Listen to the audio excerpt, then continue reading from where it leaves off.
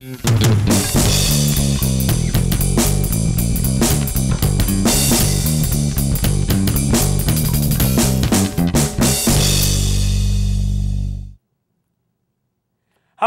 and welcome to Geno's Picks. Yeah, we're doing it a little differently this week. You know why? Because it's our bye week. It's not because Joe has been hammered all week with the Giants going to the Super Bowl and he hasn't set up. No, he's fine. It's just that there's nothing really to pick this week. The Pro Bowl is this week, and I know you want to pick because we went 3-1 last week. We're 7-5 on the postseason, and we're finally hitting our stride. It's the year of the Dragon and the year of Geno's Picks. So we will give you a pick, but first off, let me say thank you so much to all the people, especially our friends at the SBR Forum that took us on this year. It is our 4th year, and we've had more and more fun doing it every year, and that is why what you're about to see is some of my favorite clips from the past 4 seasons, a little bye-week entertainment, okay? So enjoy that. But of course, me and Joe wouldn't send you off into the Pro Bowl without a pick, so here are 2 quick picks. The NFC is giving 4 to the AFC. Let's see, I remember that, in Honolulu this weekend, and the over-under is 73. Who do I like in the game? I like the NFC, people. The NFC is laying 4, but you know who I like? Cam Newton, who just went in because you know how it is. Now the teams are in the Super Bowl. They don't play, so he's taking that spot, and Cam Newton plays great. The further he plays from his father, the better he does. Remember when the scandal went on at Auburn? Kind of had a bad little skit. Came here to Carolina. He's playing great. Now he's going to be playing in Honolulu. He's going to have a fantastic game, and he's used to playing against teams without defenses, which is never present in the Pro Bowl. So I like him to win this game because his father's a bad influence. He's the next Cecil Fielder. Do you know Cecil Fielder and Prince Fielder don't speak anymore? You know why? Because Cecil named his son Prince. That's why. You know who else doesn't talk to Cecil Fielder? His daughter, Twatina. Yeah, she hasn't called him lately. All right, the over-under, people. It's the Pro Bowl. You always take the over. You know why? Because the defenses don't want to be here. The defenses are here as much. Let me ask you this. You know how many of the defensive players were math majors in college? Exactly none of them, because they look at these offenses coming at them like they looked at a math problem. They didn't want to tackle those numbers because they knew if they did, they were going to end up hurting themselves. Take the over in this game. No one plays defense. Take the NFC, lay the 4. And now, let's get to some of my favorite jokes from the past 4 years.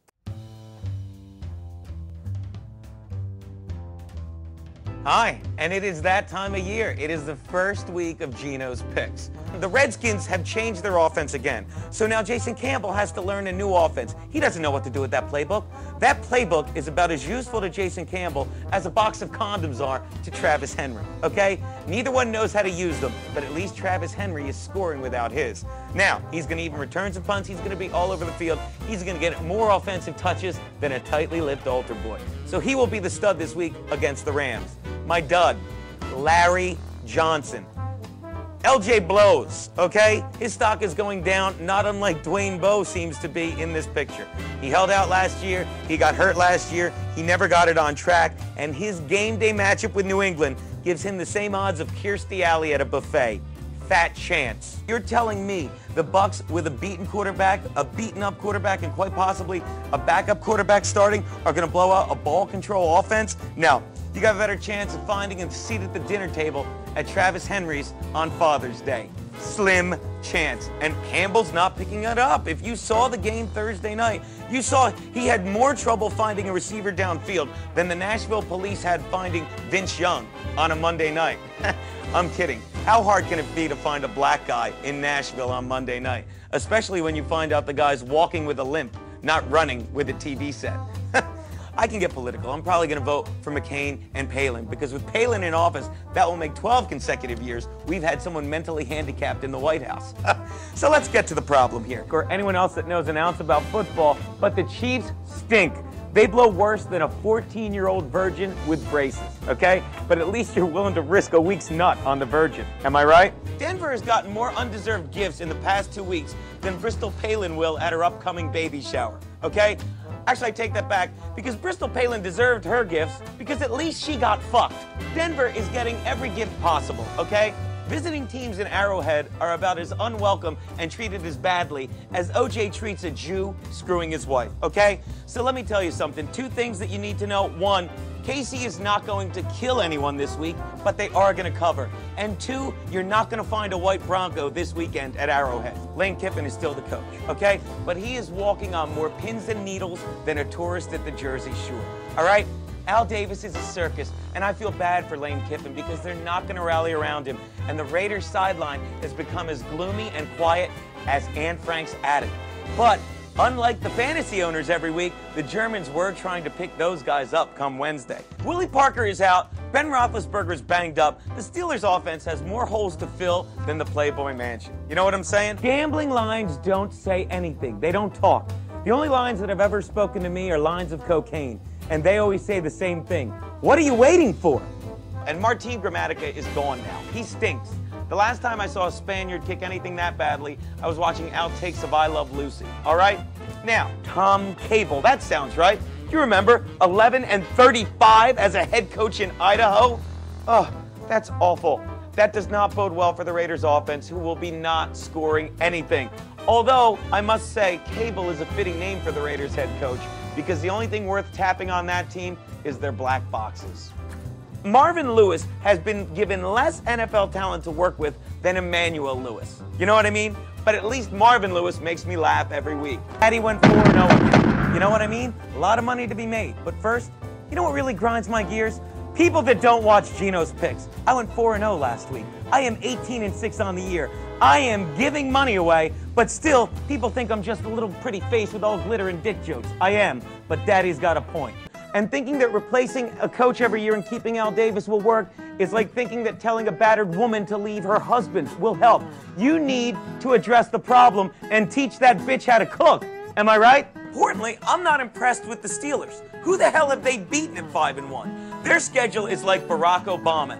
It's a lot lighter than they want their fans to believe. Couple that with the fact he's playing the Raiders defense, that doesn't scare me. The Raiders defense is about as scary as your girlfriend's witch Halloween outfit. Ooh, look, fishnets and a pointy hat. I'm a witch. No, you're a whore, okay? You want to know what's scary? Ray Lewis. He's scary, okay? And unlike the Raiders defense or your whore girlfriend, he's definitely going to be grabbing some balls before he goes home. Why? Why does the NFL think using old, stupid coaches will help you win new, current games? Mangini? Really? Look, I'm a Charger fan. Look no further than Norv the Idiot Turner, who's finally made one good move. This week, he fired Ted Cottrell and replaced him with Ron Rivera. You know why? Because the defense needs more takeaways. And if you're looking to steal something, well, moving from a black dude to a Puerto Rican, that, my friends, is an upgrade.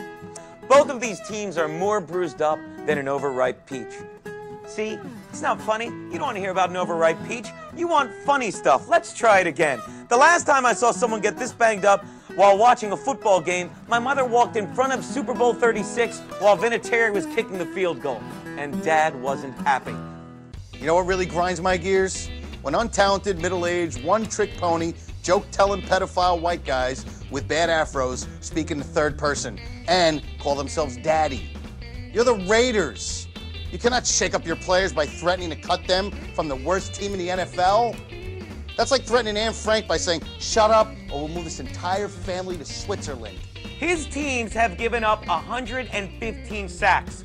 His quarterbacks have been nailed in the backfield more than the entire cast of Queer as Folk. The Bills are not who we thought they were. It is now week 10, and we can look back and say the Bills started 5-1. And the combined record of the 5 teams they beat in that span is now 14-31. They're not who we thought they were. It's like the new kid that comes to school from Kentucky and says, you know, I used to get laid all the time at my old school, and it turns out he was homeschooled. It's not what you want to believe, and it's upsetting. D'Angelo Williams is one of only 2 backs, the other being Brandon Jacobs, that has over 150 carries and still 5+ yards per carry average. Couple him with the change of pace back that is Jonathan Stewart, and I haven't seen Black Panthers run like this since the '64 Olympics. Betting on the Saints is like fighting with your girlfriend. Both of them come up with a ton of points after it doesn't fucking matter. Okay? But Green Bay is even more like your crazy girlfriend because once they leave home, you don't know who the fuck is going to show up. These are 2 great defenses, led by Ed Reed and Troy Polamalu. These guys are amazing. Even if you get the ball when you're near them, they'll probably pry it out of your hands. The last time I saw this much violent stripping, I was watching a Lil Wayne video. But the only people in the history of Ohio to have been fucked more than football fans by Lewis and Cornell are the Indians, by Lewis and Clark. So drop all the channels, ESPN, especially ESN Deportes. If I want to see athletic men shouting in Spanish, I could tune to CNN and watch a Cuban boat rescue. I would take them over Michael Phelps any day. Watching Tavares Jackson steer an offense is like watching JFK try to land on Nantucket. He's always a little short in the air, and that leads nothing but trouble for his guys on the ground. Oh, really? Did I make him get in the plane? Who's out for this game? Leaving the whole offense in the hands of backup center Leroy Harris. It's a big deal, people, because a quarterback's relationship with his center is like a man's relationship with his wife. You know they have you by the balls, and you can't do anything unless they hand them over. And I'll tell you something else. If they're hurt or having a bad day, your balls are in for a long afternoon. And now this backup center is going to lead the charge? No. A backup center is also like those 4 extra digits in your zip code. You know you have one, but you have no idea what the hell it is. But you do know you're fucked when you finally have to use it. And I know you're saying, yeah, but look at the Cardinals' defense last week. Please. Matt Ryan's a stud, but in a recent interview, Bertram Berry said he didn't alter the snap count once. If you listen closely, you can literally hear Antrell Roll yell, "hike," on the game-turning play. People, I'm sorry. Ask a woman at any shelter. If you know when a guy's gonna snap, you deserve to get beat. The Eagles are a better team. They're used to being in this position. And Donovan McNabb is going to be a lot harder to control in the pocket than those other 2 guys, Ryan and Delhomme, who are about as stable in the pocket as an epileptic in a flash photo. My next bet, the coin toss. Probably the last sober bet you'll make all day if you're doing it right. Okay, my call, take heads. Sure, I know there's only a 50% chance of it coming up heads, but there's a 90% chance of you screaming the word cunt at your wife at any given point during the Super Bowl. So as a result, I would say the coin toss is going to be the only time Sunday you have a chance of yelling head and actually getting it. Mitch Berger, who started the season out of football. Then he went on to rank dead last in the NFL in punting. Then he had a shitty punt against my Chargers that was so short it actually went off Eric Weddle's helmet and gave them possession, the bastard. But none of those can compare with what he did in the AFC Championship game Sunday. Before he punted a ball that went a total of 20 yards, his foot went so low that he kicked up a ton of earth before making contact. I haven't seen that much dirt fly in the air since they discontinued kickball from the Special Olympics. Take the blocked punt and the over. The short version, Kyle Bowler is starting for the Rams. And anyone knows, facing the Rams is like a trip to the Neverland Ranch. You're going to do great as long as you don't let that Jackson boy fuck you. Because no one seems to pay attention. The Vikings are doing really well this year against the spread.